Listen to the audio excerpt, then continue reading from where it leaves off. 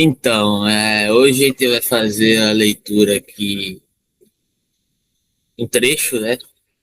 Texto que é maior, mas é um texto secreto aí, né? Texto Niilismo Negro e Terror Ontológico em Otelo, né? Acho que talvez a gente vai fazer leitura de alguns trechos aqui e vai comentando. Fala aí, man. Entra aí. E aí, é, um bom dia, boa tarde, boa noite para quem estiver ouvindo e assistindo. Então a gente vai dar uma lida, né, nesse texto. Esse texto é uma síntese, né? Ele é resultado de um artigo recém-publicado na Universidade Federal de Pernambuco.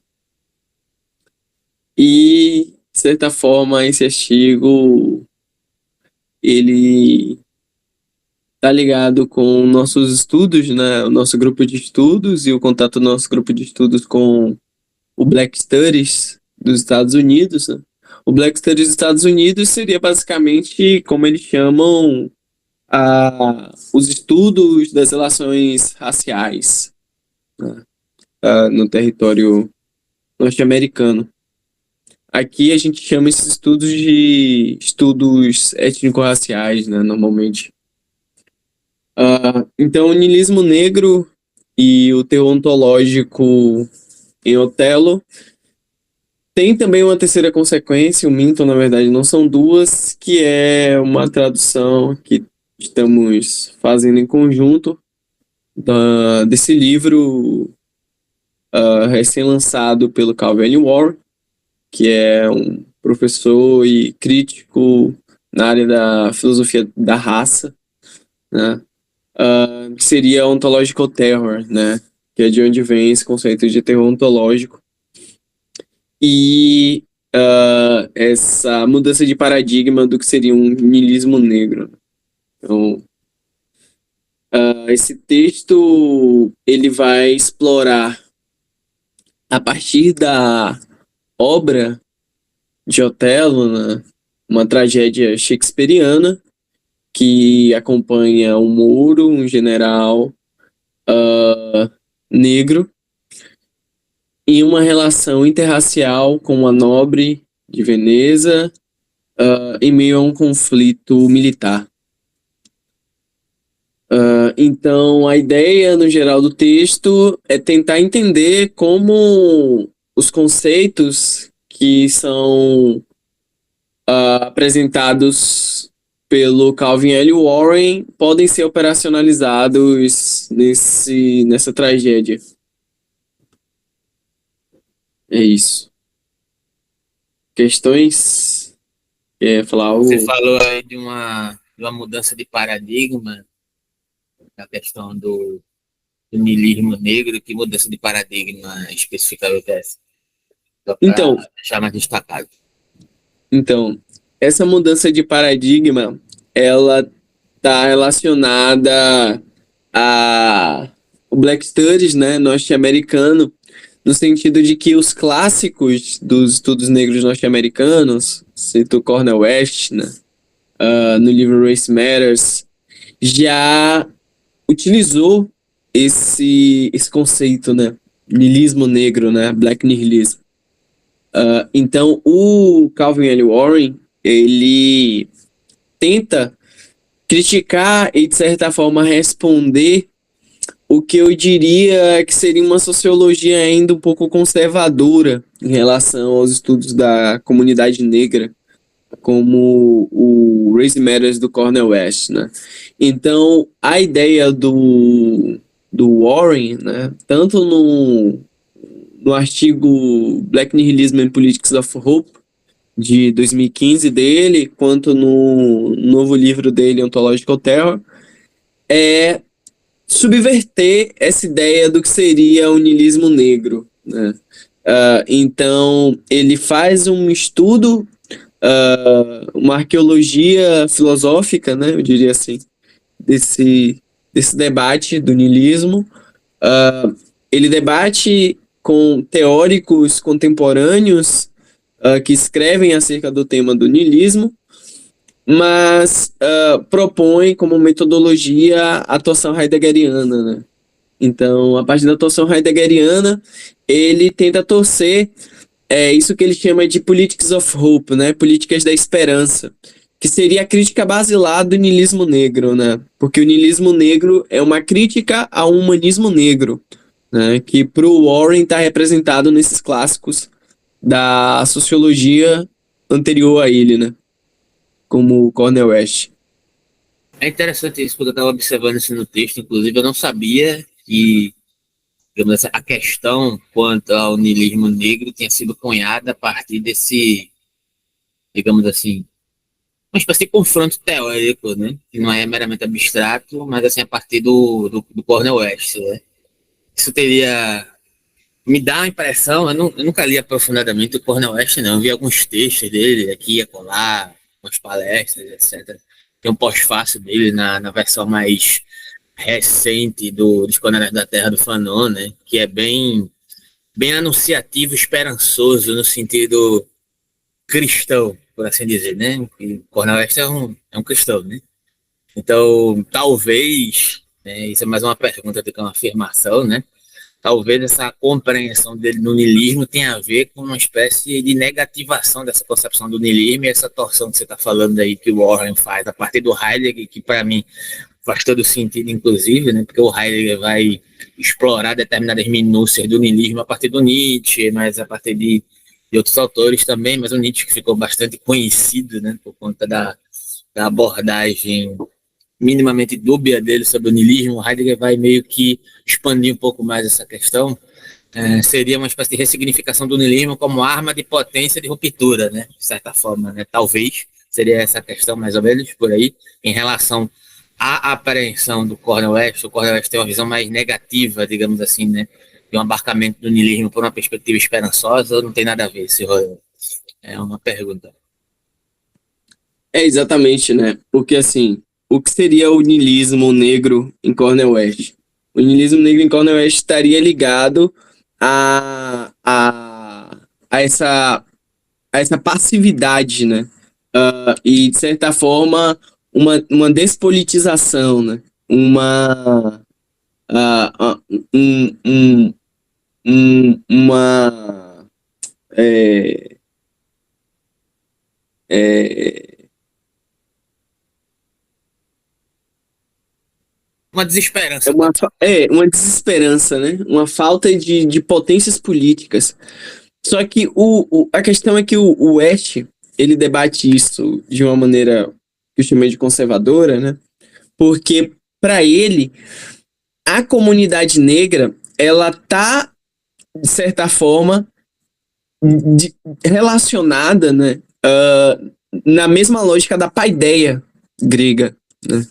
Então, pro West, o problema da comunidade negra, né, que se relaciona com a diáspora negra e os problemas raciais, está diretamente relacionado a esse problema de como se constituir em um tipo de aletheia grega, né, de aletheia negra.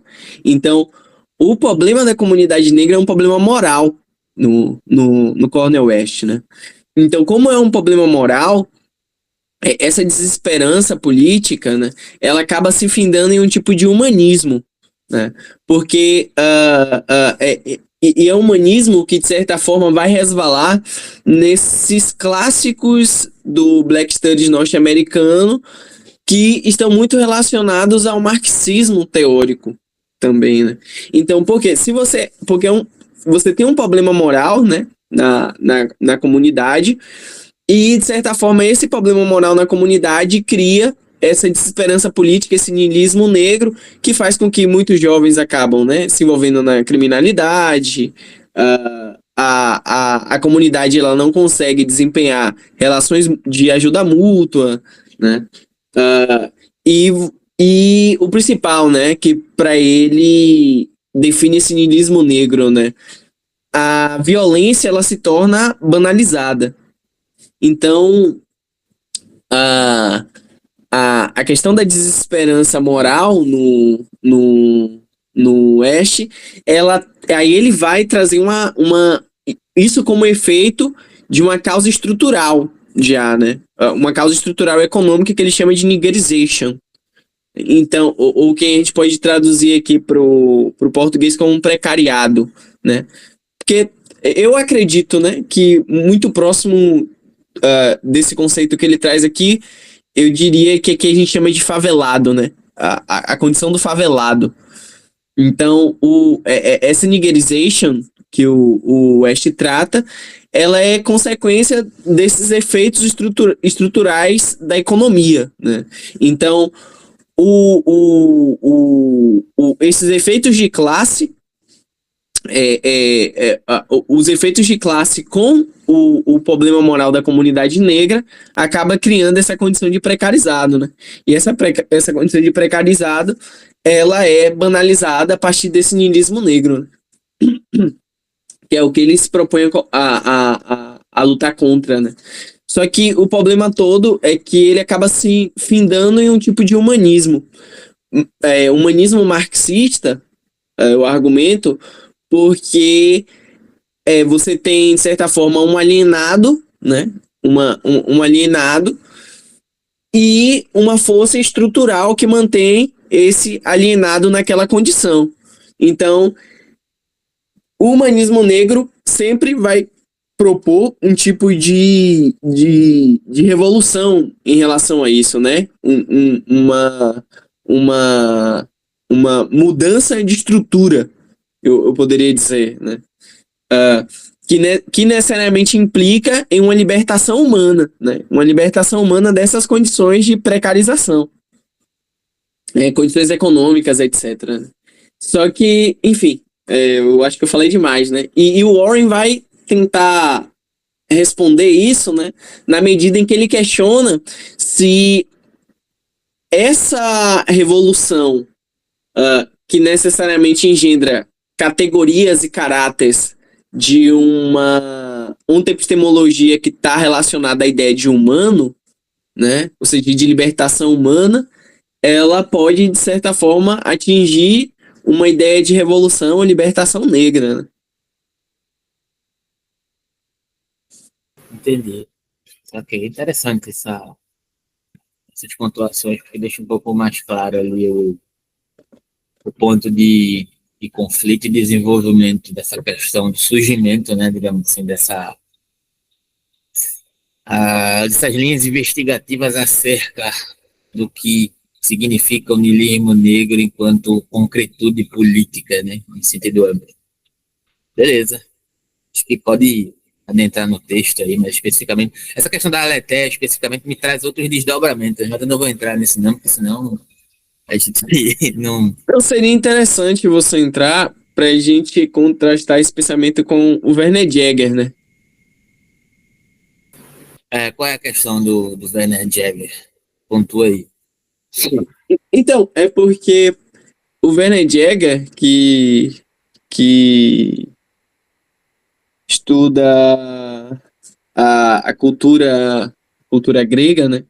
É um dos grandes estudiosos da cultura grega e, de certa forma, um conservador também, né? Ele é o primeiro a cunhar essa ideia de uma cultura como educação, né? Então, essa ideia da paideia, ela está totalmente ligada e direcionada à forma como a Grécia constrói essa ideia de Ocidente, né? E do que é Ocidente, de certa forma, como se educa, como se aprende, né? E o que se educa e o que se aprende, né? Então, a paideia, ela está direcionada a essa ideia de comunidade. E essa ideia de comunidade, ela necessariamente vai criar essa figura que a gente chama de cidadão, né? O cidadão que é aquele que é um sujeito de direito da cidade, né? Algo nesse sentido. Então é por isso que pro West o problema da comunidade negra é um problema moral, de certa forma, né? É um problema que está relacionado a essa paideia, né? A esses embates de como se educa e se constrói uma cultura a partir dessa educação. Então vou tentar só falar alguns pontos mais, digamos assim, recortados, né, dessa questão da Aletheia, porque é uma questão gigantesca que envolve, inclusive, uma interpretação do que o Heidegger faz de Platão. Né? Que uma das questões, por exemplo, do livro que a gente está estudando ali no grupo da República, no grupo de Platão sobre a República, é justamente como é uma das preocupações centrais da República, na verdade, se não a central, eu acho que é a central, na das contas, né? Como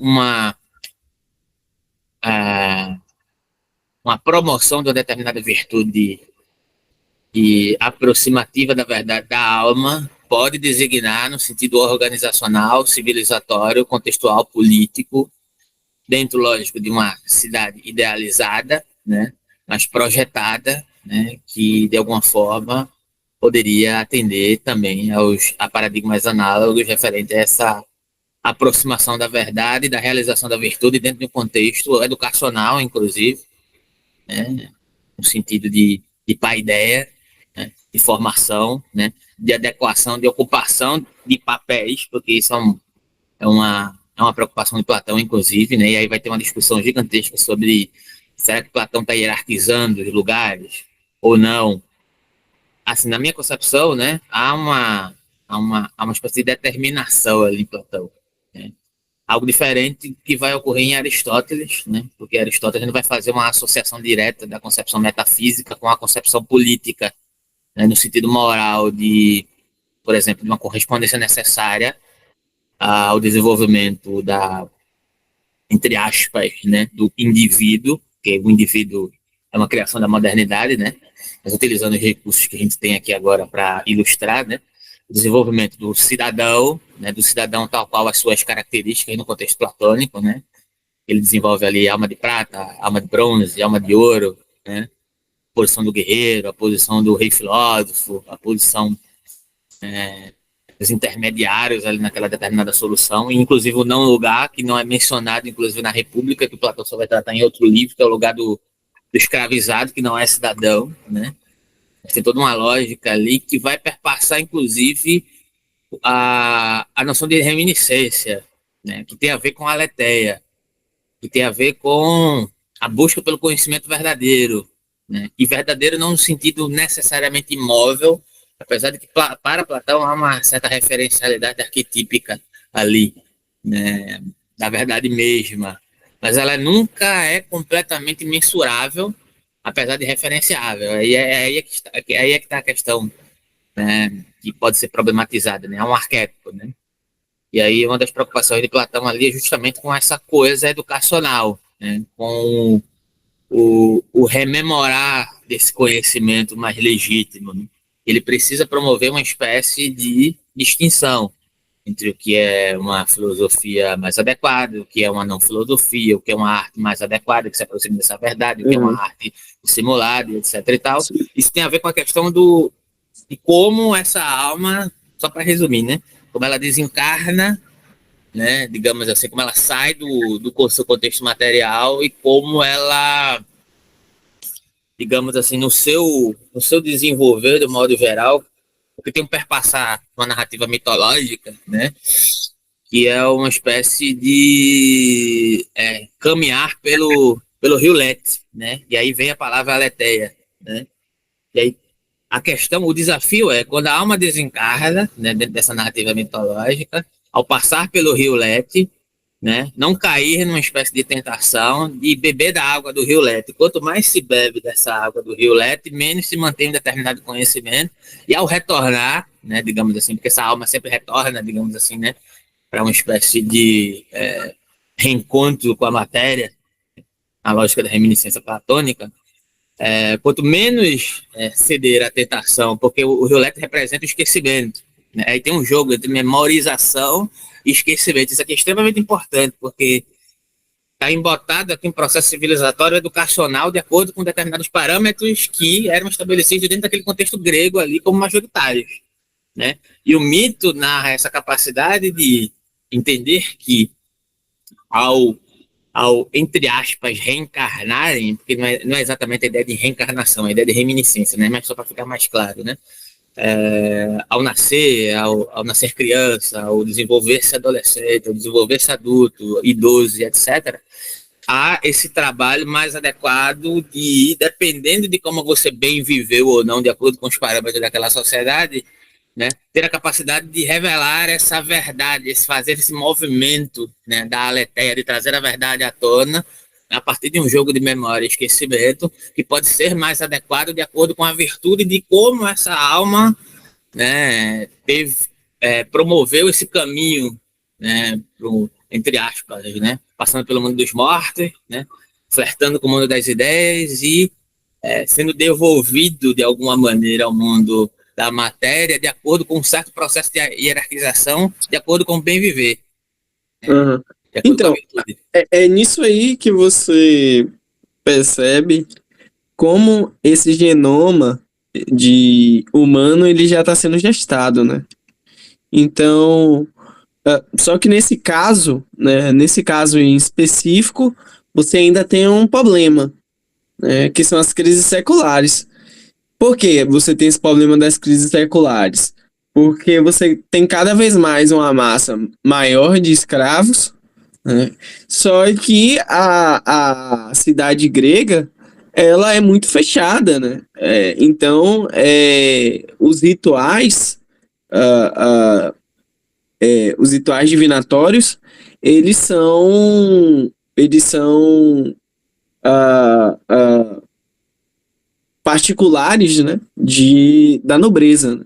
Então, você tem uma polis de cunho totalmente fechado para o estranho, né, pro morto, pro escravo. Então, essas crises seculares, por exemplo, quando você pega a Odisseia e Lídia, existe uma mudança e representação nessas duas literaturas específicas desse problema, né?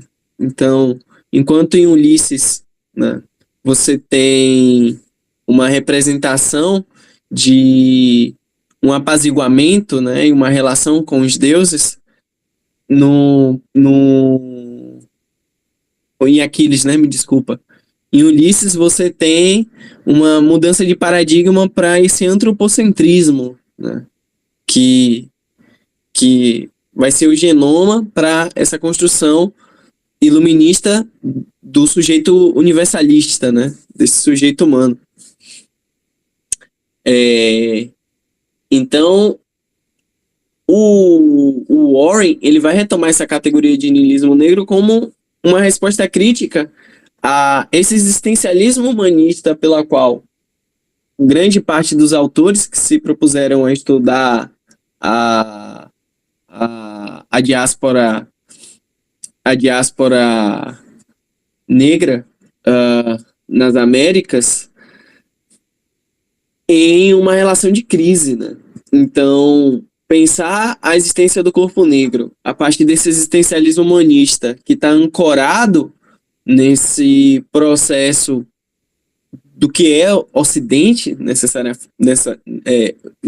de como se pensa a ontoepistemologia de um Ocidente e da modernidade, né? Em uma total crise quando se observa que a violência contra essas comunidades negras, né? Ou seja, enquanto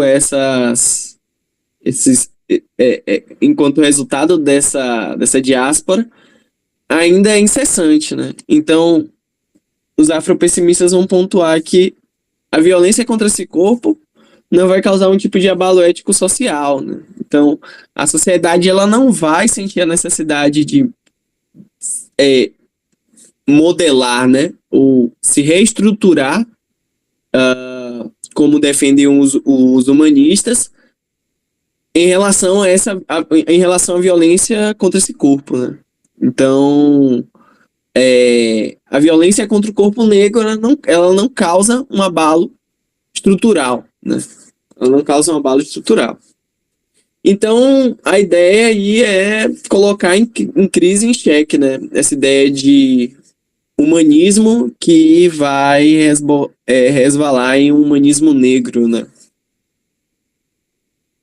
Só pontuar duas coisas rapidinho antes de passar para o texto. Né? Por que eu citei essa questão de Platão? O Heidegger, né, que é um dos pontos aqui dialogantes com o Warren, vai ressignificar essa questão da letéria e vai trazer para o âmbito, inicialmente, fenomenológico, né? Sobre a questão da pergunta ontológica fundamentada numa dinâmica que não vai, de alguma forma, pelo menos vai tentar não ser, né, perpassada por essa lógica arquetípica, entre aspas, divinatória, tal qual Platão. Ele vai trazer isso para a dinâmica do Dasein, no sentido, né, desse movimento meio que institucional, que o Nietzsche também já vai reverberar, a partir, inclusive, da perspectiva do niilismo como instrumento, não como um instrumento de... Lógico que Platão não está tratando sobre niilismo, mas ele está tratando especificamente sobre uma questão de ausência de valores constitutivos ali. Inclusive quando ele está precisando estabelecer uma relação entre filosofia e não filosofia, entre arte mais adequada e arte não adequada, né? Tem uma espécie de preenchimento de valores necessários a serem prendidos ali, que engendra, assim, uma lógica digamos assim, uma concepção mais adequada daquele que é capaz de ser o cidadão na polis, né? E tem um estatuto de exclusão que sustenta isso, né? No final das contas. Então, acho que é um ponto importante ressaltar aqui, porque meio que vai ser um ponto de ressignificação constante, né? No sentido de que de validação e não validação, né? Do que é que sustenta um determinado processo civilizatório.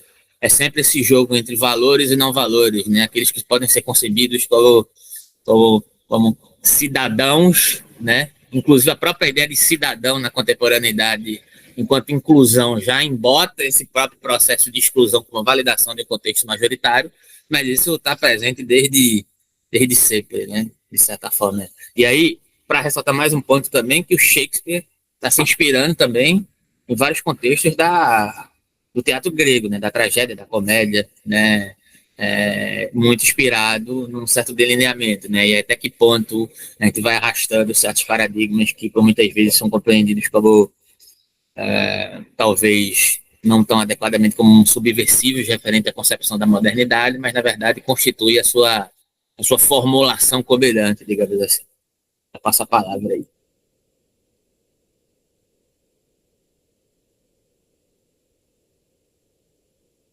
Acho que a gente pode dar seguimento no texto. Iniciar, né? É.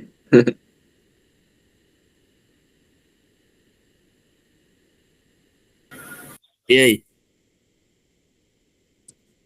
Bom, então, o Calvin L. Warren é um filósofo contemporâneo que atua no campo da teoria crítica da raça.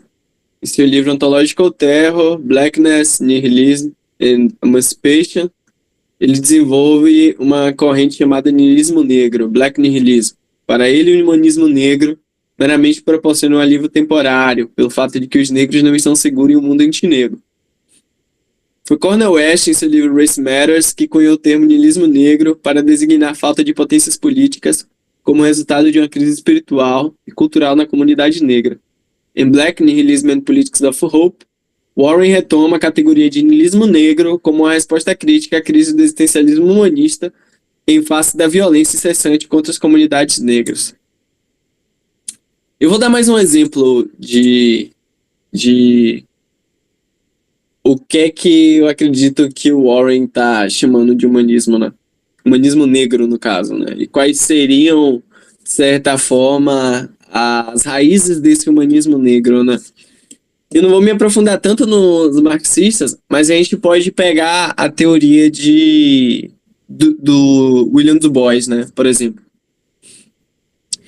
Qual é a teoria dele, né? Que mais tarde o DeRoy vai desenvolver mais uma categoria, né? A ideia da dupla consciência, né? Da double consciousness. O que seria a dupla consciência, né? E esse debate se tornou um clássico nos estudos norte-americanos. Seria essa duplicidade psíquica da qual experiencia a, a, a negridade, né, o corpo negro, em relação a duas identidades, né, uma de americano e outra de negro, né? Ou seja, uma de, por uma linha, um cidadão constituído naquele cinturão histórico contextual, e outra de um inimigo interno, eu diria, né? Então, essa dupla consciência, ela é estudada como esse efeito, né, e consequências na nossa saúde mental,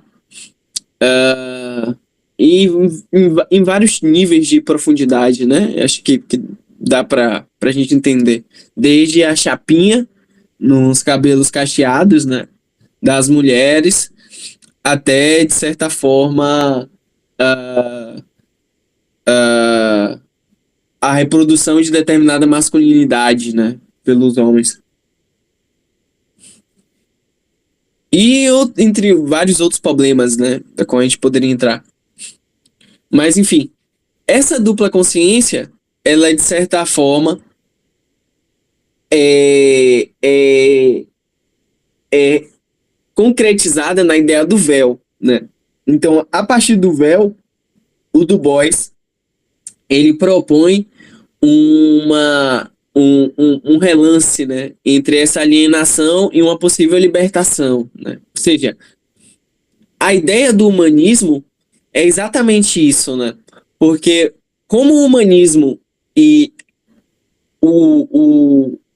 a categorização nuclear de humanismo está afindada nas evoluções liberais do o iluminismo do século XVIII, essa ideia de libertação frente a um poder estruturante, né, como a nobreza daquele período, né, e uma determinada concepção de Estado daquele período, é presente, né, nessas teorias subversivas do campo revolucionário, né? Mas em ambas essas teorias, né, essa figura do humano ainda existe, né? Essa figura do humano, ela persiste de certa forma, porque é a partir dessa figura em que o processo de evolução, de revolução, ele vai se findar, né? Porque é exatamente essa figura, você necessita dessa figura para ter esse espaço alienatório, né?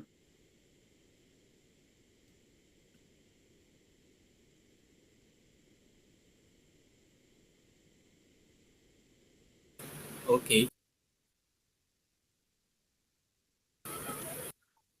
Como que você achou que Hegel aparecer? Não, de certa forma aparece essa ideia de duplicação da uma certa, uma certa consciência introjetada, né? Mas não só Hegel, mas sei lá, vamos pegar outro exemplo. Ah, existe uma coisa chamada double bind ali, por exemplo, em Antiédipo, né? Sim, a dupla cegueira, né? Que engendra uma espécie de dupla captura, né? Que é um estímulo supostamente positivo e ao mesmo tempo negativo, né? Que coloca você numa espécie de passividade, né? Que produz uma espécie de, digamos assim, de sujeição, na verdade, né? É um mecanismo de sujeição, no final das contas, psicológico, existencial, social, né? Porque nada disso está dissociado, né? Quando você estava mencionando essa questão, né? Como essa dupla identidade, né? Essa duplicidade, né? Essa ideia de inclusão, né? Dentro de... E isso pode ser extrapolado para uma série de várias outras questões, inclusive eu estava até dialogando ontem sobre isso, né? Sobre como essa produção de uma determinada autoimagem, ela é muito manipulável nesse sentido de imersão política, né, dentro dos aspectos de demandas, vou chamar de minoritárias, para não ficar especificando, falando essa pauta, aquela outra, e etc. Né? Mas dentro dessas pautas que são pautas sérias, né, mas que muitas vezes são facilmente manipuláveis porque estão circunscritas num sistema de subjugação. E aí eu acho que dialoga com o que você está falando aqui, como esse tipo de marxismo, né, que é majoritário, ele, por muitas vezes, ao oferecer uma suposta ideia de libertação, ele também está circunscrito como produto da própria captura daquilo que se diz combater, ou pelo menos aquilo que se apresenta como combate. E aí é como se o alvo da crítica se dobrasse sobre si mesmo, no sentido de que ele reproduz aquilo que constantemente busca combater, porque ele precisa do algoz para continuar engendrando um discurso de libertação baseado numa certa ideia de, entre aspas, num certo sentido de humanitarismo, né, de uma certa concepção de humanidade, que é difícil por muitas vezes se dissociar por conta da necessidade da simplificação da ideia de organização e de comunicação, inclusive. E aí meio que você fica num ciclo sem fim, né?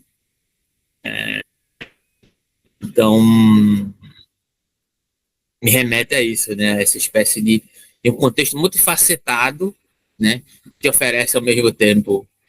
Não, você precisa de questões básicas materiais para sobreviver. Para isso, você precisa de algum dinheiro, de alguma inserção, mas ao mesmo tempo, essa inserção já traz consigo mesmo um embotamento de uma sedução para uma espécie de assimilação, né? Capitalismo no sentido econômico, libidinal, processual, ele é muito eficaz nisso. Né? Então, é muito difícil fugir disso. Né? Então, como propor uma ruptura realmente radical e absoluta com isso? Eu acho que esse é o desafio no final das contas, né?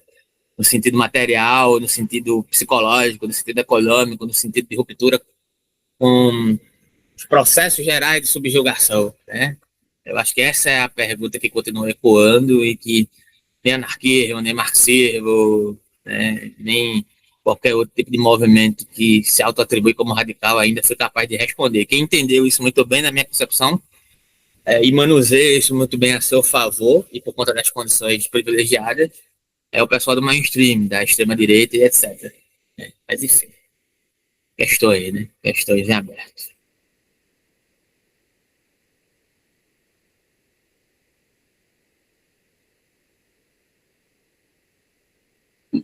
No contexto do Black Studies norte-americano, a categoria de antinegritude aparece em meio a esse debate como uma tentativa de construção de uma gramática da qual se possa falar sobre o sofrimento da existência do corpo negro. Uma problemática que é colocada em jogo, pois se somente a categoria de racismo não é suficiente para entender as relações de violência racial, ou ao menos está delimitada pela sua construção social do século XIX. Bom, isso aqui, né? E aqui eu cito Vargas, né? O Vargas, o João da Costa Vargas, né? Ele é um intelectual que eu acho interessante, assim, de citar, porque ele propõe esse artigo, né? Em 2017, na verdade, né? Esse artigo ele está publicado em 2020, mas a primeira versão dele aqui para o Brasil é em 2017. E ele está escrevendo ali da Universidade do Texas. E eu acho muito interessante esses intelectuais que, de certa forma, têm uma circularidade, né, em torno de uma sociabilidade que, obviamente, né, envolve um capital cultural, acadêmico, né, mas que estão em movimento, né, em relação a outros territórios americanos, né, e produzindo para o Brasil. E eu acredito que esses intelectuais eles tenham essa característica interessante, né? Então, desde André Rebouças ao João da Costa Vargas, né, essa confluência, né, essa troca entre territórios que, de certa forma, possuem problemas similares, né, ou quase similares, produz bastante frutos intelectuais, né? Então, enfim, o Vargas, nesse artigo, ele propõe uma mudança de paradigma, né? Ele fala dessa mudança de paradigma, porque no Brasil, quando você faz uma pesquisa no Brasil e busca entender como os intelectuais brasileiros têm entendido esse conceito de raça, né? E de racismo, a categoria de antinegritude, né, anti-blackness norte-americana, ela pode oferecer alguns benefícios, né, alguns vieses analíticos, hipóteses analíticas interessantes para os debates raciais, críticos raciais do Brasil, né. Então, a diade que ele propõe, né, seria a mudança que, de certa forma, aparece também no afropessimismo, né? Que seria a mudança da diade. Branco, não branco, ou seja, parar de analisar a sociedade a partir da ótica do que é branco e do que é não branco, né? Para analisar a partir da diade negro, não negro. O que ele quer dizer com negro, não negro? Né? Porque a partir da diade negro não negro, existe um muro que eu poderia chamar aqui de um muro da humanidade, né? Citando Frank B. Wilderson. Então, esse muro da humanidade, ele é defendido pelos não negros, né? No geral, a maior parte dos não negros. Então, o corpo negro, ele assume aí para a modernidade uma posição nuclear de alteridade, né? Nuclear porque tá lá na essência metafísica que não consegue se despregnar da modernidade, né? Desde o genoma grego, romano, até as sociedades modernas, né? E então, essa posição nuclear de alteridade em se diferenciar quem está mais próximo dessa categoria de humanidade, né, tem o corpo negro como esse underground, né, esse underground que possibilita essa construção estrutural, né, da modernidade. Então, como o corpo negro é um ponto de alteridade, o problema racial ele não pode ser findado, como a maior parte dos teóricos brasileiros também defendem, a partir do século XIX, né? Somente. Então, ainda que a raça ela seja de fato uma criação do século XIX, e se estruture nessa hierarquização cultural europeia, né? O problema racial ele não pode ser em uma arqueologia social findado somente nisso, né? Então, a antinegritude ela seria essa categoria que modifica esse paradigma porque ela ultrapassa o século XIX para tentar entender como se foi estruturado essa modernidade antinegra, né? Ou seja, esse mundo antinegro, né? Essa ideia de mundo antinegro. Ou do que o niilismo negro do Warren chama de terror ontológico, né?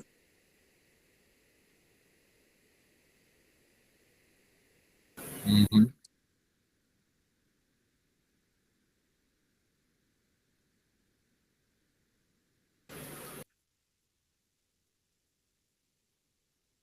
Vai prosseguir na leitura ou nos comentários?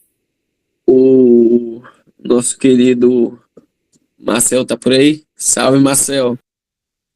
Salve, salve. Como é Ô, que vai? Marcel, você pode nos Diga. esclarecer um pouco como o Cornel West entende a ideia de paideia na comunidade negra? Isso é interessante. Rapaz, agora de bate-pronto eu não me arriscaria a falar, não.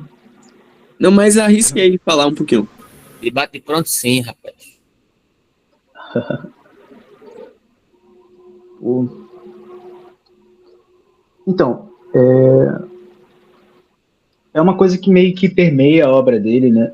Mas ele, pelo menos até onde eu vi, não existe uma menção, principalmente nas duas, né? Eu pelo menos não encontrei. Na Race Matters, né? Ou seja, a questão da raça e a questão da democracia, né? Mas ele toca bastante nas aulas dele, né? Aí que tem, acho que tem no YouTube e tudo mais. Mas é uma coisa que permeia a obra, né? Essa ideia de uma espécie de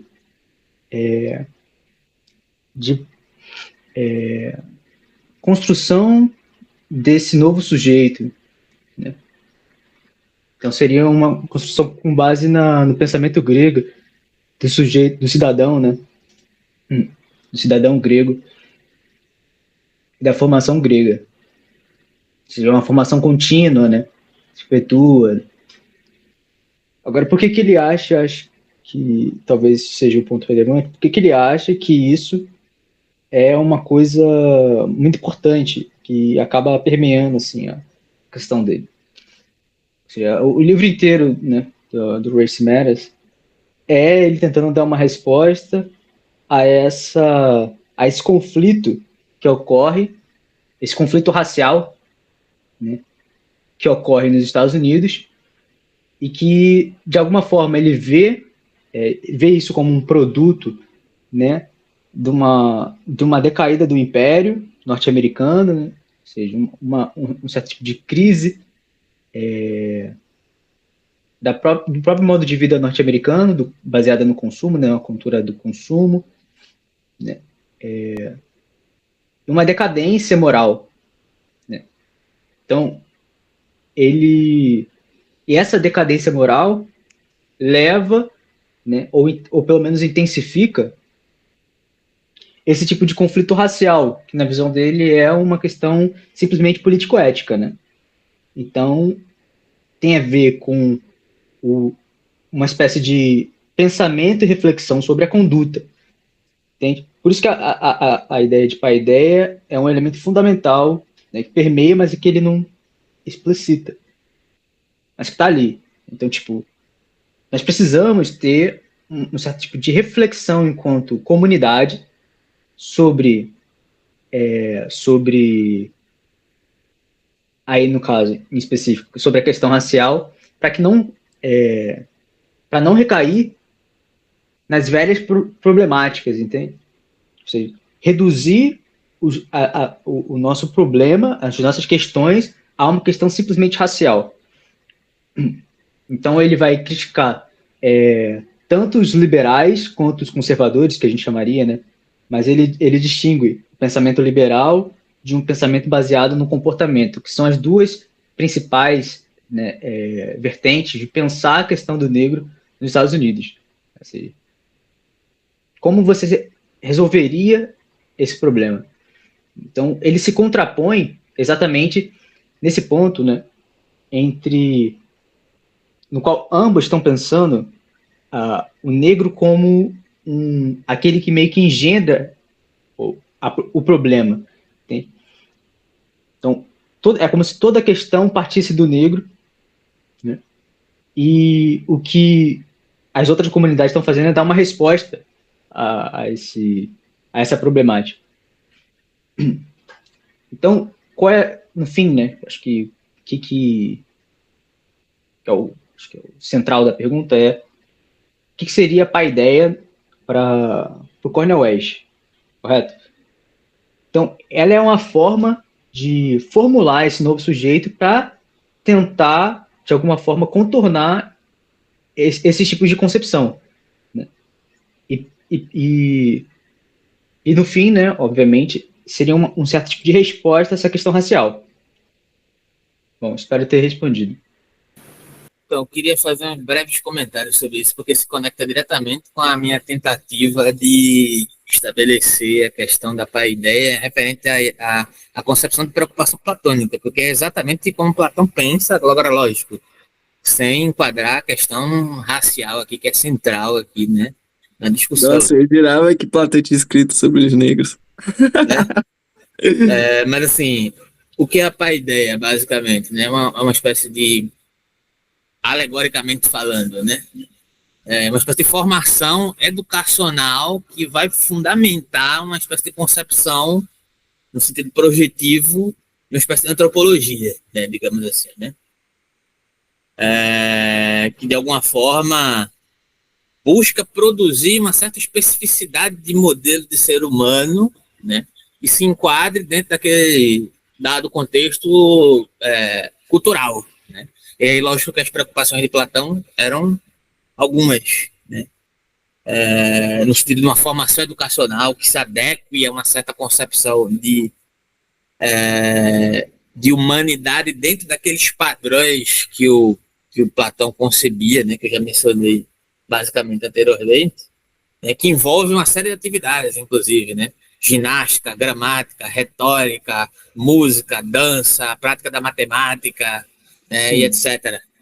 E nada disso é à toa, porque, só para contextualizar especificamente, né, isso tem relação com uma certa estratificação de determinados valores, mas não valores exclusivamente morais, no sentido delimitado, né, reduzido da questão, mas no sentido de como se estabelece uma espécie de organização e organicidade daquele contexto, digamos, político, social, entre aspas, né, para manter uma certa homogeneidade a partir de uma certa concepção de natureza humana. E aí a questão é que é interessante aqui, porque me parece que desde Platão ele já estava preocupado com essa espécie de disputa formuladora que subsiste em todo e qualquer contexto político e social. Me parece que ele está o tempo todo já preocupado com isso, no final das contas, né? Então, me parece que a partir da sua fala, né, pegando esse contexto aqui, o Cornel West, entendendo essa ideia de paideia como o estabelecimento de, aí eu vou utilizar uma palavra aqui, né, que eu acho que é adequada, mas não sei, né, de uma concepção geral de civilização baseada em certas concepções ontoepistemológicas, vai moldar uma sociedade que seja pautada por exclusão social baseada em processo de racialização ou não. Isso é um âmbito de disputa constante, digamos assim. Então, por que se preocupar com isso? Existe uma série de fatores que podem, digamos assim, colaborar ou corroborar para que a gente consiga concretamente produzir um outro tipo de sociedade. Agora, lógico que isso não é de uma hora para outra. Eu gostaria de trazer, inclusive, uma questão aqui, que por muitas vezes, em determinados âmbitos práticos das autoatribuídas esquerdas radicais, né, se coloca numa espécie de passividade, que é justamente a questão por exemplo, da utilização da propaganda e da eficácia sobre determinados pontos delicados, como, por exemplo, pessoas que são trabalhadoras que estão ou subjugadamente, ou por não terem opção, ou por terem sido cooptadas ideologicamente, num certo sentido, por um discurso muito adequado do ponto de vista institucional, político, normativo, né, da força policial, que, por exemplo, onde existem pessoas excluídas que trabalham na polícia, né, uma discussão sobre como é que se pode produzir, digamos assim, uma mudança de paradigma social. Eu não estou falando nem de revolução no sentido ideal ou prático do termo, eu estou falando no sentido de mudança de uma determinada lógica. Se a gente não consegue disputar concretamente as relações de poder, de força física direta, né, no sentido de ter um poder de fato de disputa, mesmo que seja no sentido político dialogante, né? Porque, lógico, eu compreendo que o discurso é necessário contra essa ideia de polícia no seu sentido estrutural, né? Mas como é que você consegue se apropriar e desmembrar esses mecanismos sem contaminá-los de alguma forma? Entende o que eu estou querendo dizer? E no final das contas, sem desenvolver uma preocupação ampla com essa formação geral de um ser humano capaz, né, de desenvolver um combate adequado referente a lutas concretas de fato, né, que não se resumam a, de certa forma, recair numa espécie digamos assim, vou utilizar essa palavra, né? Abstracionismo teórico, mas não é uma redução da importância do embate teórico, né? Mas é como conseguir de fato criar as vias de fato para um enfrentamento equânime dentro de um ambiente social, né? Que passa também por essas questões, passa inclusive pela ideia da força física, que é muito rejeitada pelas esquerdas radicais, que tendem a tentar se adequar a um lugar de passividade que é o lugar da passividade da democracia burguesa, majoritariamente falando, né? Quando se fala em prática de arte marcial, né? Em cuidar da sua performance física, em cuidar, em tentar produzir processos de influência dentro das forças, inclusive militares, de certa forma. Lógico que é muito difícil, é muito complicado, mas como é que se subverte essa lógica se a gente está, de certa forma, sempre subjugado a uma lógica maior, né? Uma normatividade que se impõe pela força, saca? Então, isso já era uma preocupação de Platão no sentido da institucionalização de uma certa realidade social. Me parece ser a questão aqui também, que o Cornel West tenta trazer, mas assim, eu não sei as especificidades do diálogo que ele tenta trazer nesse sentido. Me parece que ele é uma espécie de pacifista, que eu vejo como um problema também, entende? O pacifismo produz uma espécie de, contraditoriamente, né, uma espécie de passividade niilista, né, que é algo que ele meio que traz como um sentido de ressignificação esperançosa. Não sei o que é que vocês acham disso. Na concepção do... Por que ele está escrevendo sobre... Ele, de uma certa forma, ele está se debatendo com uma espécie de ética, né? Uma ética política ali, tanto de uma coisa que ele vai identificar como uma comunidade negra, né, quanto das lideranças dessa comunidade, né? Mas por que ele está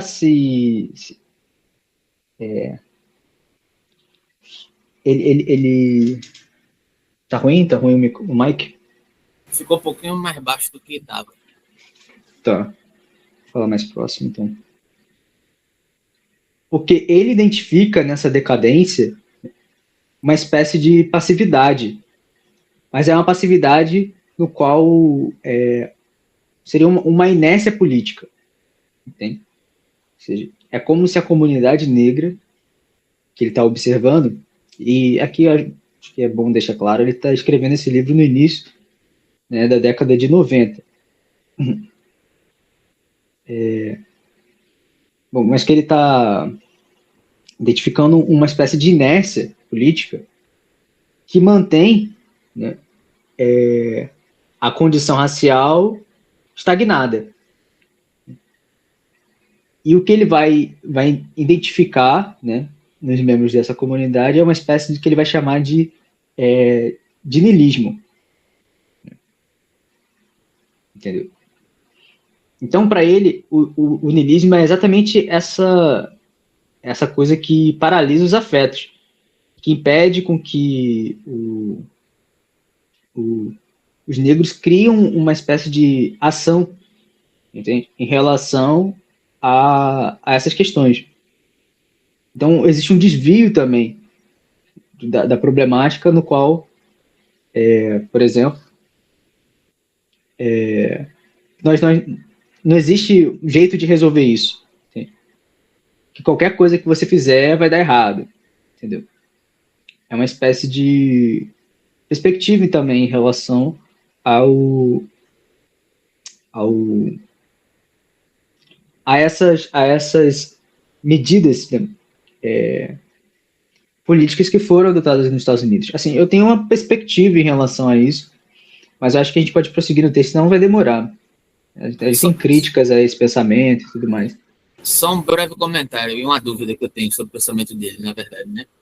Me parece que ele é um pacifista, né, que não faz uso da equanimidade comparativa do uso da violência como resposta adequada a um sistema violento. Essa é a minha questão no final das contas, esse é o pano de fundo.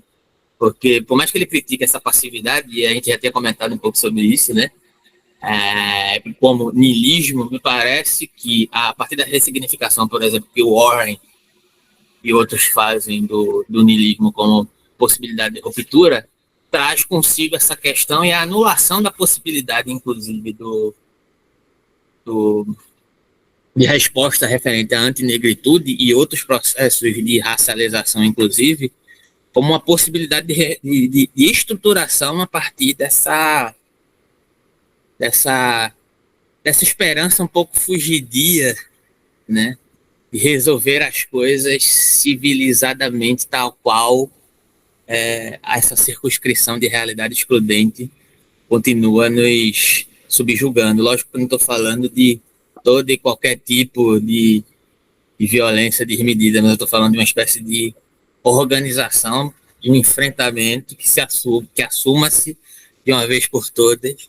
Não tem como produzir ruptura qualquer dentro de uma perspectiva fananiana referente a um sistema extremamente opressivo e violento que não seja por uma resposta tal qual, sabe? Então, me parece essa questão continua retornando. Inclusive, isso incide na estigmatização do corpo negro masculino como esse lugar que é necessário que continue sendo subjugado porque é uma potencial ameaça o tempo inteiro de resposta, né, digamos assim, né?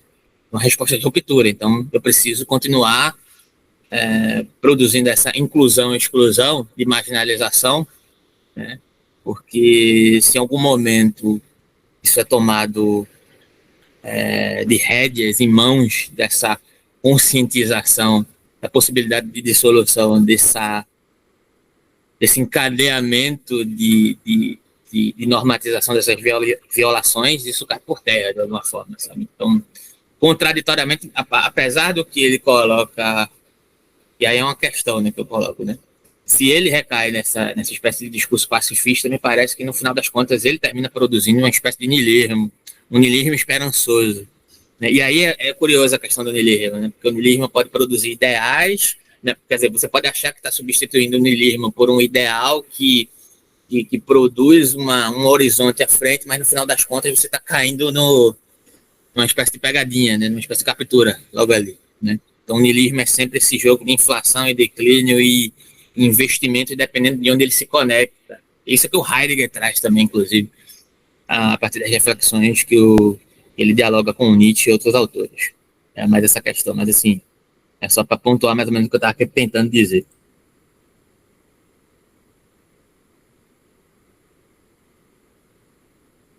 Alguém vai comentar ou prossegue o texto? Prossegue aí, Lázaro. Tá ao vivo, irmão. Para de falar meu nome aí. Sabia não, pô. Fala só o codinome, pô.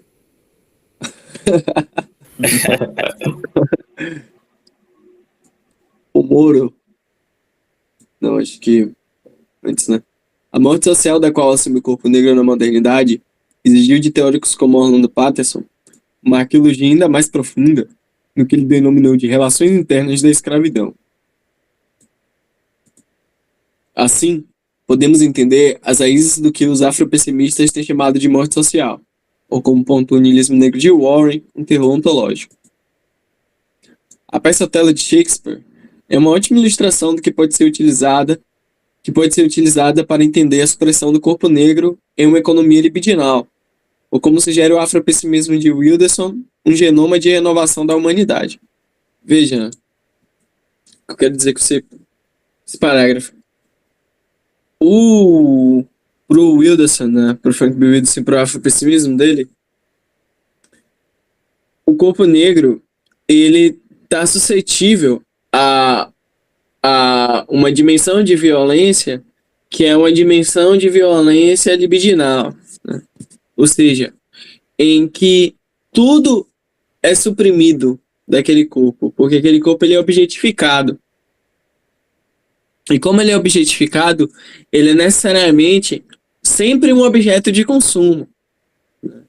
Então, um dos exemplos que eu gosto bastante é quando o Wilderson está narrando a memória em que o pai dele estava dando uma palestra, né?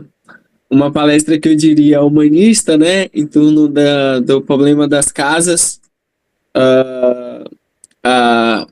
o problema das casas vagas, né? E do direito imobiliário na garagem da rua deles. E como a maior parte da plateia é de mulheres brancas, né? Ao final da problemática, a mulher levanta a mão e pergunta: o senhor já foi modelo, senhor Frank? Senhor Wilderson, né? Enfim, enquanto que a mãe do Wilderson, né, que também está presente na cena, ela é também objetificada o tempo todo, né? Porque ela é colocada como o que Lacan chama de objeto beira ali, né? Ou na qual vocês narram aquele efeito chamado jouissance, né? Algo assim, né? Porque, por exemplo, você tem uma mulher gostosa, né? Na rua, andando na rua, mas ao lado dela você tem uma tia, você tem uma avó, né, super autoritária, que tá ali funcionando como esse ponto castrador, né, desse gozo. Então, não necessariamente você só se você desenvolve um desejo no objeto A, né, porque você tem necessariamente esse grande outro, né, que seria o objeto B aí, te castrando. Então, a mãe do Frank B. Wilderson, ela é posicionada em torno dessa objetificação também, né? Enfim, então a violência contra o corpo negro no afropessimismo, ele é esse genoma de renovação, porque a violência contra o corpo negro é necessária como o que ele chama de bálsamo, né? Um tipo de renovação para essa alteridade, né? De identificação de humano e não humano, né?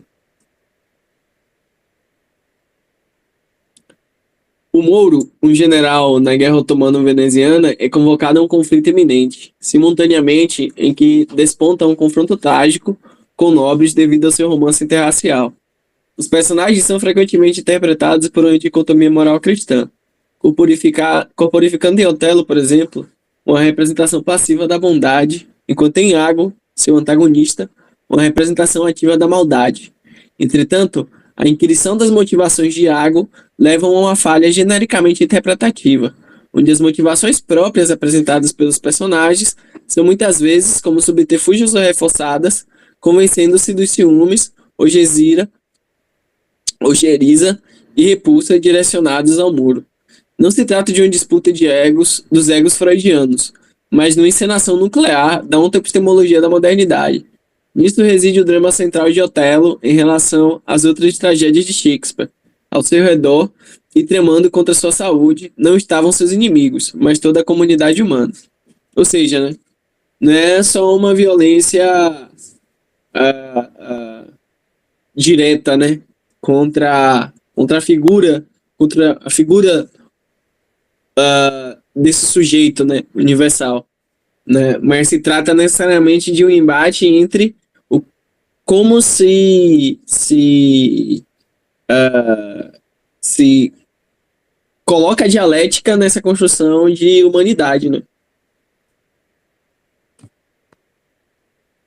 Me parece também, parece que o texto aqui, a partir do que eu estava tentando pensar, só brevemente para pontuar, além dessa espécie de nulidade do uso de uma certa, digamos, de uma resposta equânime a um sentido de exclusão, também tem um uso malicioso que é uma espécie de instigação abstrata à produção de uma violência, né, por parte de um sistema meio sofisticado. Me parece que o texto leva a pensar isso, né, digamos assim, dentro do contexto contemporâneo, né, que é justamente uma espécie de condução a uma espécie de estigmatização, né, a partir da personagem do Otelo com as suas, digamos assim, com as suas idealizações, com seus medos, né, com as suas faltas, digamos assim, introjetadas, né, o que leva a uma espécie de estado de horror, né, no sentido que o leva às vias de fato, né, mas como sentido de condução estigmatizadora, né, ou seja, como uma espécie de assassinato geral aquela humanidade, né, de uma espécie de apreensão, né, para estigmatizar, né, no sentido social, né. Então eu utilizo tudo aquilo que pode ser que há de mais traumático para aquela personalidade, não no sentido individualizante, tá, mas no sentido sofisticado, aplicável situacionalmente, né, para que leve aquela figura, aquela personalidade, né, aquela representação que não corresponde a determinados paradigmas adequados ou não suficientemente adequados a um dado contexto social, a uma espécie de tragédia, né? Me parece que tem esse tipo de condução na psicologia do texto de Shakespeare, que leva essa complexidade psicológica que pode ser apropriada para a gente pensar esse contraponto também, e como há uma série de armadilhas também, né, que exigem uma espécie de policiamento constante das atitudes, né, que também podem levar a uma constante passividade inevitável, porque por vezes não há muito o que mobilizar, né, dentro do sentido de estagnação social majoritária, né? Enfim, me lembrou isso como me trouxe isso como contraponto ao que eu mesmo disse anteriormente.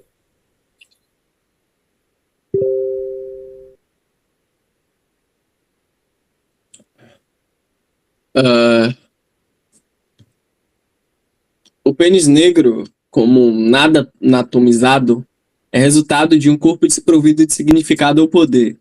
Os rituais antinegros, como linchamento e castração, ensinam fisicamente essa abstração, produzindo um resultado brutal, onde a anatomia negra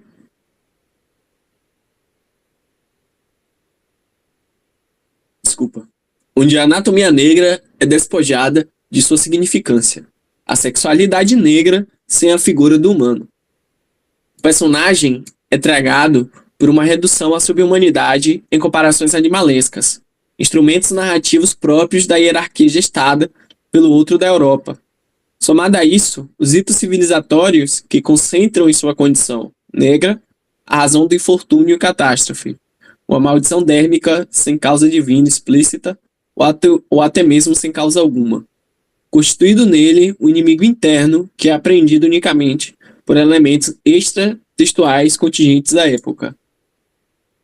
O pênis negro de Otelo é suprimido por todas as brechas possíveis, por todos os personagens da trama, inconscientemente pelo seu autor e grande parte dos leitores. Esse produto da genialidade literária shakespeariana somente é compreensível numa ordem que pressupõe a alteridade no corpo negro. Otelo, portanto, pode ser interpretado como um metacomentário que desempenha a mesma negação da analogia do sofrimento negro nos afropessimistas. Em relação à supressão do corpo negro, nenhum outro corpo é findado em um holocausto metafísico. O que eu quero dizer aqui? Né? Então, eu uso essa figura de linguagem do pênis, né, para exatamente retratar essa economia libidinal, né, da qual é vítima Otelo ali. Só que o problema aqui para mim, né, aparece como um tipo de exemplo, né, da argumentação anterior, que a modernidade ela necessariamente se estrutura em um tipo de racialidade, né? E como o corpo que representa essa racialidade da modernidade, ele é sempre esse objeto de ansiedade, né? Ou seja, esse ponto em que o resto do mundo vai se diferenciar, né? Esse objeto de ansiedade, aqui isso é argumentado a partir dessa dupla cegueira, né? Como a gente comentou antes, né?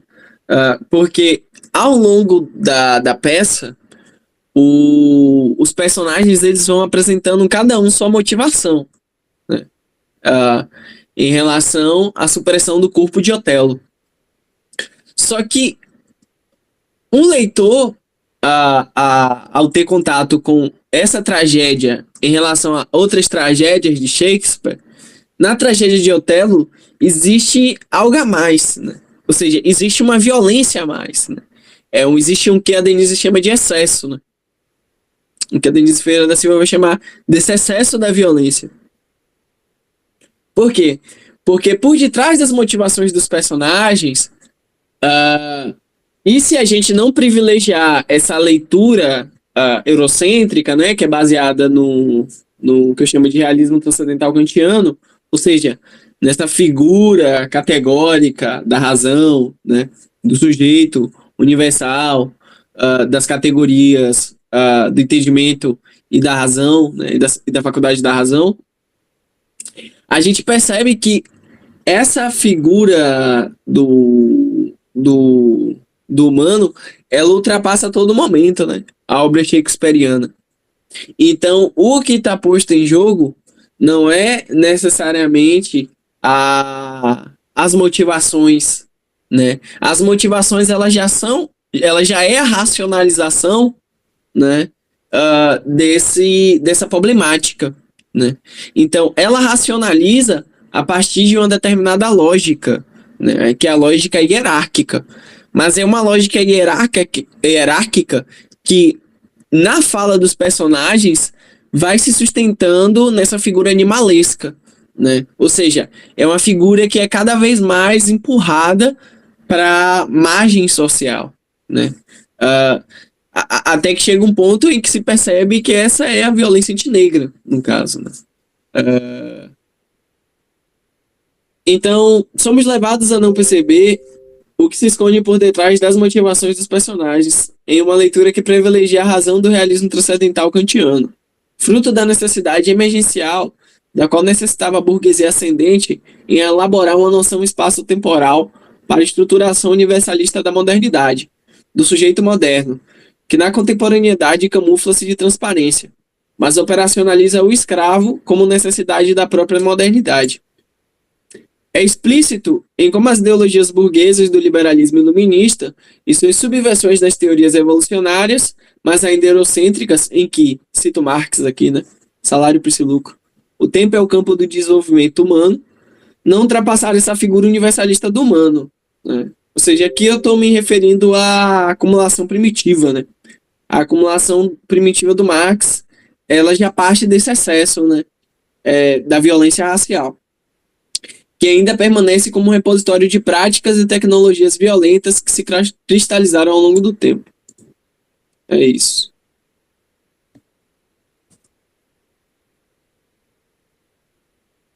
Comentários Caramba. finais aí. Os caras que escreveram isso aí, realmente.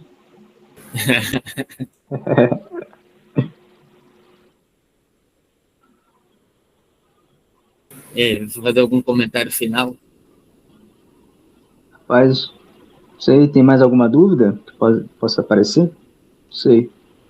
Dúvida não, eu acho que se conectaram as ideias aqui, pelo menos do que foi proposto no texto, eu acho que finalizou bem, inclusive, eu acho que teve uma concatenação interessante aqui.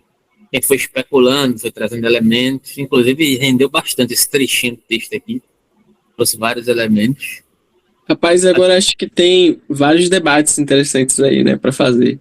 Mas tem um que eu tava lendo esses dias, né, mas ficou meio completo assim, porque o livro ainda não tá lançado, né. Porque aqui, quando eu tô figurando, né, analogicamente com essa figura do pênis negro, eu queria estar me referindo, mas é nas minhas palavras, né, mas é bem indireto isso aqui, né, a um novo livro que o Warren tá trabalhando, né, que é sobre onticídio e sexualidade, né? Porque ele trabalha essa ideia de sexualidade negra sem a figura do humano, né? Isso é muito interessante, assim. Então, acredito que como eu falei, né? Essa confluência entre como a gente vai pensar a partir de agora o corpo negro vai ser bem interessante daqui para frente, com essas viradas pós-ontológicas.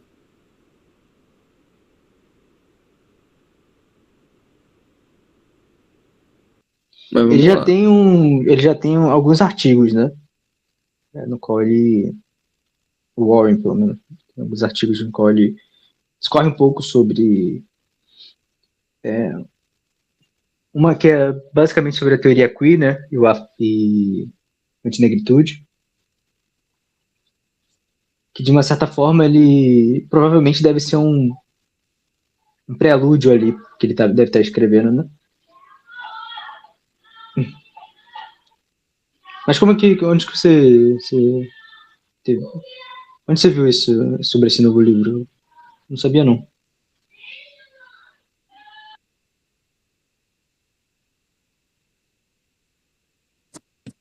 Você fica aí enrolando, não quer estudar. Agora fica aí perguntando. Não tô brincando. Eu tava assistindo uma palestra dele, né? E aí ele fala desse novo livro, ele tava falando dessa ideia, né? De sexualidade sem humano, né? Sexualidade negra sem humano. Ô Gap, e como você operacionaliza mais ou menos Heidegger e essa proposta assim do Warren?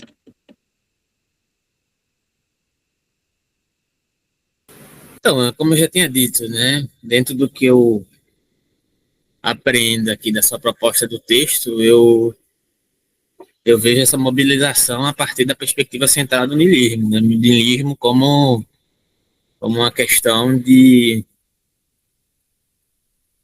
uma espécie de produção contínua de, digamos assim, a,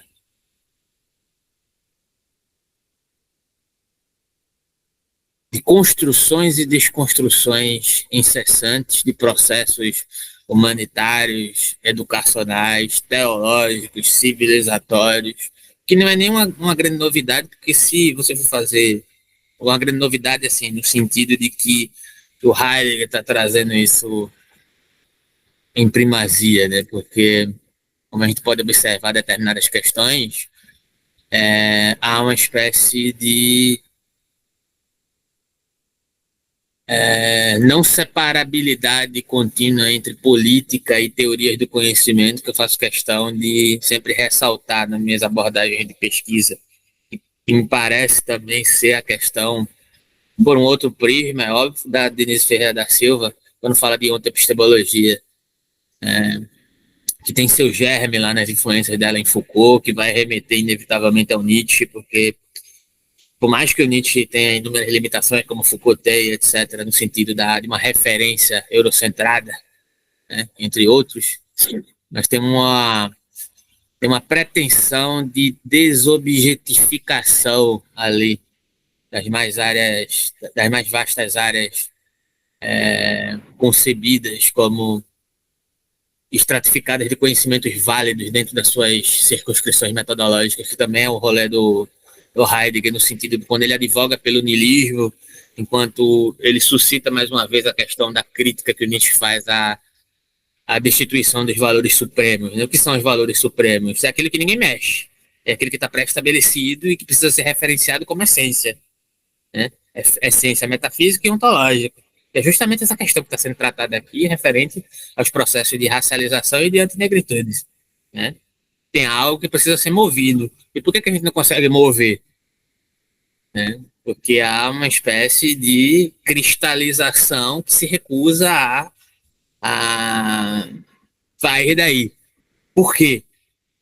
Né? Porque há uma série de mecanismos que solidificam né? Inclusive, uma série de discursos convenientes sobre que são úteis do ponto de vista social, aplicável e etc., mas que são extrapolados para além das suas especificidades. Aqui estou falando da questão, inclusive, das ciências aplicadas e a ciência pensada como na sua dinamicidade, digamos assim, conjuntural, filosófica, epistemológica, né, que não pode ser reduzida a um certo sentido de aplicabilidade e de utilidade, né, logística, por exemplo. Né? A própria ideia de logística precisa ser criticada e criticável dentro do sentido organizacional social. Né? Isso já é outra problemática, mas assim, como é que eu vejo essa conectividade do Heidegger? O Heidegger faz essa crítica técnica, né, ao excesso de tecnicização, inclusive utilizado como erroneamente, a meu ver, tem várias outras críticas ao Heidegger que precisam ser feitas, né? Conservador em vários aspectos, etc. Né? Mas assim, eu acho que não é a questão de uma tecnofobia, né? Mas o Heidegger ele tenta mostrar como que é uma questão que o Nietzsche também coloca, né? A partir da morte de Deus e a técnica assume o lugar de Deus como pressuposto majoritário, né? A técnica é consciência, né? Não que a ciência seja um problema e precisa ser negada, mas uma certa utilização unilateral de determinados paradigmas científicos, filosóficos, institucionais, sociais, a partir de certas concepções da essência de homem, a partir de uma dada psicologia cristalizada, apesar de que o Nietzsche, assim como o Heidegger, vai identificar uma espécie de tendência, né, digamos assim, né, a uma espécie de tendência de recorrência, né, a uma espécie de conveniência social, institucional, civilizatória, de recair por uma questão de, entre aspas, de seguridade, né, de determinados grupos que costumam buscar uma autoproteção e por isso se autoestabelecem dentro dos seus poderios de subjugação, que para o Nietzsche, de certa forma, se produz de uma maneira inevitável, a partir da denominação da vontade de potência, né? Que para o Nietzsche vida é subjugação, apropriação, e meio que ele está definindo ali os processos civilizatórios, por mais que a questão do Nietzsche passe longe de, de um pensamento anticolonial, né? Mas ele meio que está definindo o processo de violência colonial a partir dessa reflexão que ele faz, né? Da apropriação que ocorre enquanto eu sou capaz de nomear um certo estatuto de superioridade, né? Simplesmente pelo fato de que eu dominei outros povos, né? Ele fala sobre isso nesse sentido, né? Como uma concepção abstrata, mas que se solidifica, que se concretiza, né? E quando ele fala da questão da moral de senhor e de servo, é que o servo fisiopsicologicamente se coloca nessa condição de subalterno, porque é incapaz de perceber, em certo sentido, tá? A sua capacidade também de criar, isso se conecta diretamente com isso, e eu percebo que o Fanon faz uma apropriação do Nietzsche nesse aspecto, que recai muito ali, mais especificamente, em certos aspectos do próprio livro Pele Negra, Máscaras Brancas, né? Ele cita brevemente o Nietzsche, mas tem um desenvolvimento mais interessante ali, que o Fanon extrapola isso para o sentido de concretização da colonização, né, como uma espécie de simbolização e universalização desse processo de dominação. E o Nietzsche também vai falar lá na genealogia da moral, né, quando ele está mencionando a questão polêmica lá da besta loura, né, e que é uma eternidade de solidificação de poder através do Estado, ele está falando sobre questões análogas a isso. E parece ser um elogio, mas, ao meu ver, é uma espécie de argumento retórico que ele está utilizando ali, né, para extrapolar a. Não que o Nietzsche não tenha aspectos que são extremamente racistas, deixar claro isso. Mas ali ele está fazendo uma espécie de extrapolação, de demonstração de como os processos civilizatórios ocorrem, né, na compreensão dele. Né? Essa pretensão de universalidade, essa pretensão de continuidade que, de uma forma ou de outra, recai em fracasso. Porque ninguém se transforma em cabeça de anjo alado e vai durar a eternidade. Apesar de que os processos de dominação continuam, né, são perpassados, né, em certo sentido de poder hereditário, hipocritamente falando. Né? Mas, assim, a mobilização mais interessante que mais me chama a atenção aqui, porque é a questão do objeto da minha pesquisa, inclusive, é como o niilismo, como sempre está em jogo essa questão, né, uma espécie de depressão dos valores, uma espécie de inflação dos valores em sentido amplo, né? Como pode ser um mecanismo de conectividade e desconexão para subversão ou assimilação, dentro de um sentido amplo, desde a ideia de humano, desde um sentido de organização política. Sabe? Para ser capturado ou para se potencializar aqui. Né? É isso que me chama a atenção. E não há um lugar muito bem definido, apesar de determinados autores compreenderem a questão do niilismo por uma tendência majoritária ou por outra, e ser uma questão de, entre aspas, educação, de paideia, de formulação, de uma ideia de sociedade, de uma ideia de compreensão mais geral compartilhável de sociabilidade, né? Digamos assim. E vai ser sempre uma questão. Mas me parece que determinados espaços, em certos aspectos, estão muito defasados a partir de uma política racionalmente produzida para ser assim, né? No sentido da sua... Não que seja um discurso sobre estruturas que, que recai na compreensão superestrutural do marxismo tradicional. Não é sobre isso, mas assim, é como a gente perde determinados espaços de disputa por cair também nesse tipo de discurso cômodo, né? Que de alguma forma reproduz essa compreensão, digamos assim, de perder de vista como talvez pequenas dimensões possam se transformar em sistemas de contaminação a partir não necessariamente de uma compreensão específica da condução de determinadas essencializações de valores relacionados digamos assim, a sistemas de adequações a partir de uma compreensão específica a partir da questão do niilismo, por exemplo, do niilismo no sentido de que o niilismo é um problema ou pode ser uma potencialidade de ruptura, depende do contexto conectivo dele. Me parece que o Heidegger traz essa questão, apesar de que o movimento que o Heidegger vai produzir nesse livro dele sobre o Nietzsche, né, no final das contas, é um movimento de dizer que, se eu pudesse fazer essa comparação aqui agora, o Heidegger me parece ser alguém, aí nesse sentido ele está sendo extremamente conservador, mais conservador do que o Nietzsche, né, porque o Nietzsche vai tratar esse aspecto do niilismo como uma espécie de oscilação que vai tender a uma espécie de... É até estranho chamar o Nietzsche de pessimista, porque eu não percebo o Nietzsche como um pessimista, mas nesse sentido, um pessimista que coloca o niilismo como uma potência de decaimento que é necessária para tomar um fôlego maior de ruptura referente àquilo que a gente entende como concretude. Já o Heidegger vê o perigo dessa questão, né, da desestabilização de determinados valores que devem ser retomados a partir de uma certa perspectiva ontológica, né, a partir de uma reconstrução contínua, a partir da potencialidade de uma certa criatividade do Dasein no mundo, né, digamos assim, né, do Dasein no mundo como Mitsein, né, como ser constitutivo, né, ser constitutivo enquanto um resgate de uma meta-essência psicológica, ontológica, né, não é uma essência ontológica determinada, mas de uma meta-essência como capacidade de produção constante, né, de uma espécie de vacuidade oscilante, né, dessa concepção ontológica, né, a partir de uma dinâmica mais especificamente como ele entendia, né, que se produziria de maneira mais concreta, que inevitavelmente vai produzir determinados valores mais solidificáveis e duráveis, né?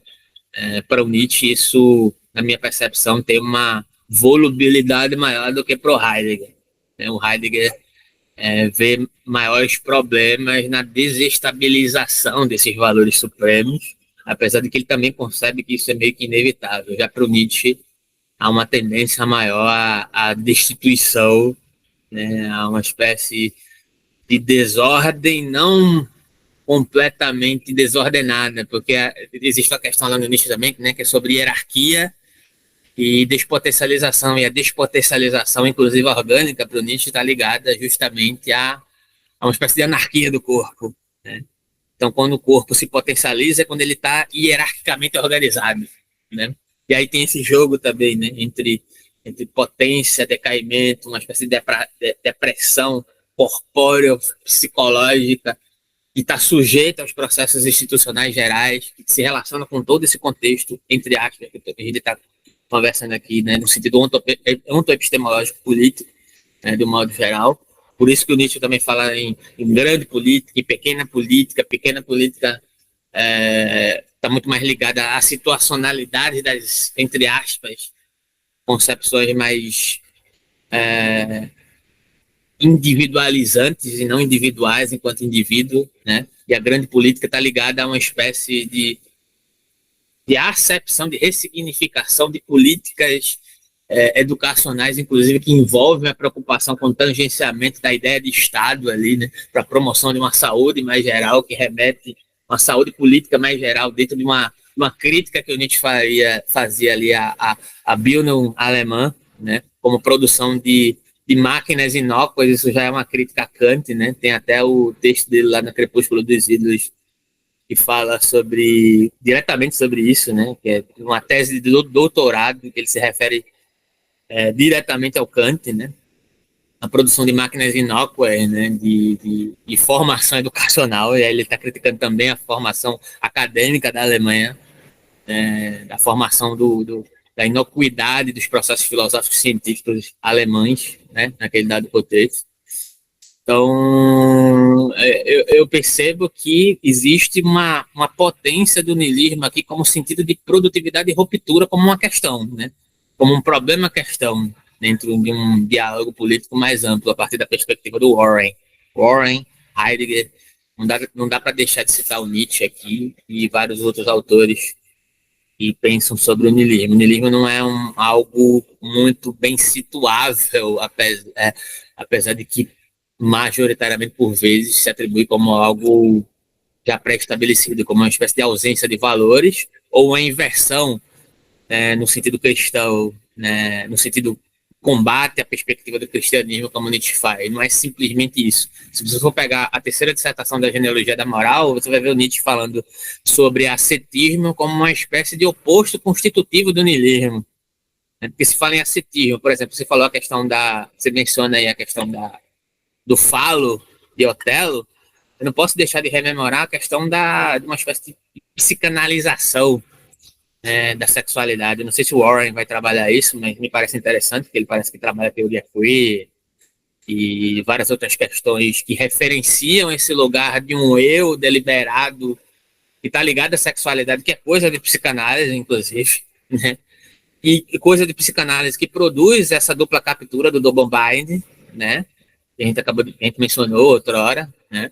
Porque é uma das etapas da dimensionalidade que Deleuze e Guattari vão, digamos assim, estabelecer como parâmetro libidinal, econômico, social de captura da própria lógica capitalista diagnosticada já por Marx nos Grundrisse, né? Existe uma dinâmica autômata, né, no aspecto libidinal econômico-social do capitalismo, que se engendra, que subjetiva, que transforma essas individualidades em eus, né? Em eus muito bem delimitados, e são mediados por essa ideia de sexualidade ligada a essa espécie de antropologia que me parece que você está sugerindo que o Warren visa combater, né? No sentido do corpo negro, né? Dissociar essa sexualidade dessa composição desse eu pré-estabelecido. Então, essa coisa da psicanálise, essa referenciação incessante ao falo, a um processo arborescente, subjugado, que contextualiza, que torna ontológico a partir de uma perspectiva muito bem específica, que não dinamiza, que se conecta e cria uma espécie de vicissitude, de continuidade, de conexão, dentro de uma ideia de sociabilidade, de sócios, né, que te subjuga o tempo inteiro dentro de uma lógica da repetição. Tudo isso é uma produção da psicanálise também como constatação, mas também como retroalimentação do próprio sistema, analogamente ao que você colocou referente ao próprio marxismo, que eu tentei contextualizar também, né? Diagnostica, mas fica preso ao diagnóstico, ao mesmo tempo solidifica o diagnóstico, né? E é um problema claríssimo da psicanálise, e isso para mim fica mais claro ainda quando eu fui ler Moisés e o Monoteísmo do Freud, quando Freud tenta se livrar desse problema e não consegue, né? Mas coloca questões interessantes ali.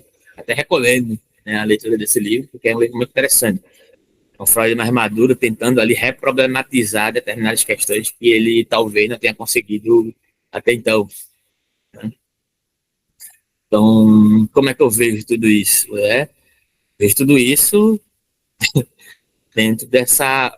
O problema é a figuração desse eu enquanto uma espécie de identidade, mas eu não estou colocando a questão do problema de identitarismo, não identitarismo, porque isso aí já é outra questão, tá ligado?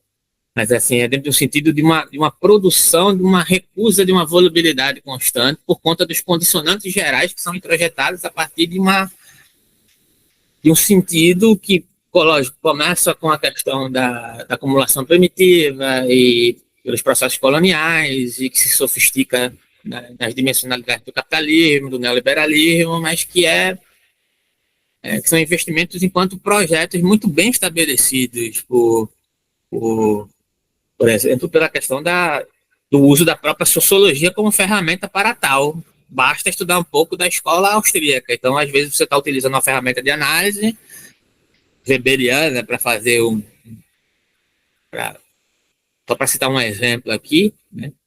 Que a própria ferramenta de análise já é a própria repetição daquilo que você está achando que está buscando identificar para supostamente se afastar, né? E Weber é amplamente utilizado dentro de uma engendração não dissociativa em aspectos gerais, digamos assim, desse sentido de representatividade sociológica, digamos assim, dentro de como a própria sociologia é utilizada e é colaborada dentro de um aspecto da produção de uma ideia de humanidade que introjeta o homo econômicos num aspecto de frustração constante dos processos de racialidade e de antinegritude também, mas de, de, de discriminação geral daquele que precisa continuar sendo incluído e excluído, né, para que haja uma continuidade mais eficaz desse processo neoliberal, chame de neoliberalismo, capitalismo tardio, chame do que quiser, né? Mas dentro dessa lógica de comercialização, onde a economia se apresenta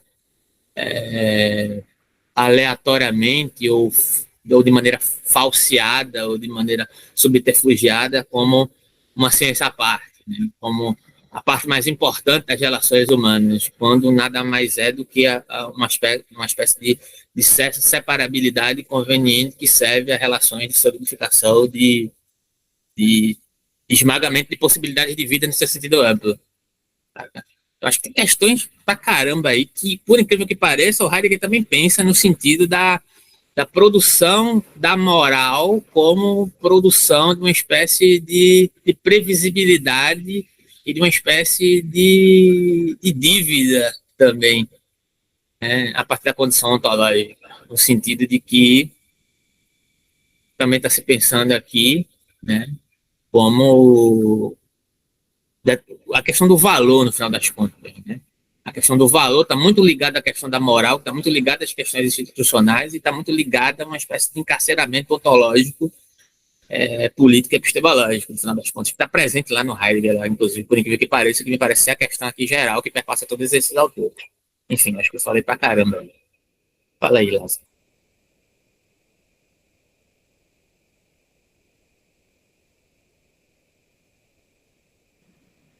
Diga lá. Rapaz, eu não tenho muito a falar, não. Eu iria ler a perspectiva das palavras do próprio Cornel West para não ficar. Eu acho que tá bom já. Senão vai ficar muito grande aí pra editar e pra postar live. Como o texto é pequeno ainda, era fazer uma coisa pequena mesmo. Mas tá em live ou tá gravando? Ao vivo. Tá gravando. Eu acho que se ele quiser ler, pode ler aí, se não for muito grande. Acho que é bom pra finalizar. Pô, mas vai finalizar o texto que critica o Cornel West, citando o Cornel West. Ué, qual o problema? Você é desses que gosta das coisas muito bem organizadinhas. Vai lá. A questão é fazer o contraponto, mostrar as perspectivas. Assim, eu acho, né? Se quiser. Né? Ele fala assim, né? Quando me referia ao niilismo, o pensara não como uma doutrina filosófica, numa ausência de fundamentação racional das normas e autoridade, mas como uma vivência. O niilismo deve ser compreendido não como uma doutrina filosófica, segundo a qual não existem fundamentos racionais para normas e autoridades legítimas. Ele é muito mais a experiência de viver dominado por uma pavorosa falta de propósito e de esperança, e acima de tudo de amor. De fato, aí ele continua, né? Ele prossegue e fala assim, né? De fato, o maior inimigo da sobrevivência do negro da América foi e ainda é não a opressão nem a exploração, mas a ameaça nihilista, ou seja, a perda de esperança e a ausência de propósito. Isso porque enquanto a esperança perdura e o significado da vida é preservado, a possibilidade de sobrepujar a opressão permanece viva. A ameaça nihilista encerra uma profecia que se cumpre justamente porque foi feita sem esperança. Não pode haver futuro. Sem propósito não pode haver luta. Então é massa ver essas diferentes perspectivas. Você percebe que a questão do niilismo, como o próprio Cordoeste coloca, apesar de ele direcionar a questão do niilismo sempre para essa espécie de falta, né? O que, ao meu ver, é válido, mas não nesse sentido taxativo. Me parece ser a tendência dele. Né? Você percebe que tem uma complexidade de conexões e relações possíveis dentro de uma espécie de engendramento político.